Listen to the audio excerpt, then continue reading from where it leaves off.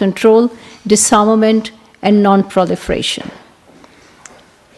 Issues around biological, space, and information security, as well as new and emerging technologies, including the military use of artificial intelligence, were also discussed. Pakistan and the Commonwealth of Dominica have formally established diplomatic ties. A joint communique formalizing ties between the two countries was signed by the permanent representative of Pakistan to the United Nations, Ambassador Munir Akram, and permanent representative of Dominica to the United Nations.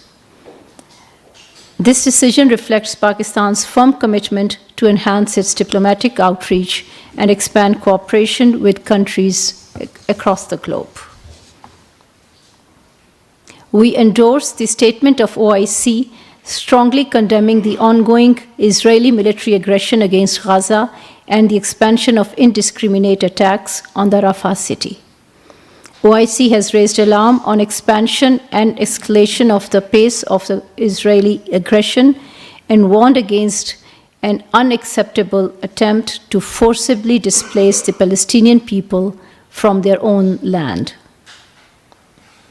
Israel's merciless onslaught against the 1.4 million displaced people in Rafah is a blatant defiance of the provisional measures outlined by the International Court of Justice in its interim order. Pakistan calls on UN Security Council to fulfill its responsibility mandated under the Charter of the United Nations and to urgently intervene to impose a ceasefire and bring an end to the massacre of the Palestinian people. We also call for an immediate reversal of the decision by some countries to suspend UNRWA's funding. The siege of Gaza must be lifted to prevent further deaths and suffering from famine and non-availability of decent medical care. Pakistan stands resolute in its unwavering diplomatic, moral, political, and humanitarian support to the besieged people of Gaza. India's campaign to curb dissent in Indian illegally occupied Jammu and Kashmir remains in full swing. On 10th of February, India's National Investigation Agency conducted multiple raids on 15 properties of Jamaat-e-Islami, Kashmir, in different cities. These raids were part of an ongoing crackdown against the Kashmiri political organizations. Jamaat-e-Islami is one of the 6 political organizations already proscribed by India.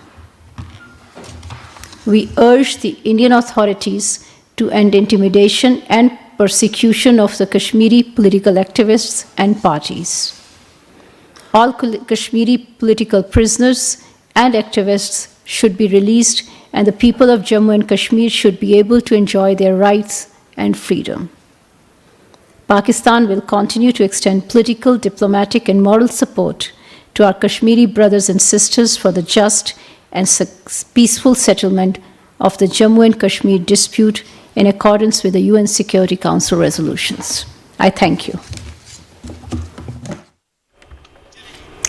तर्जुमान दफ्तर खारजा Mumtaz Zahra Bloch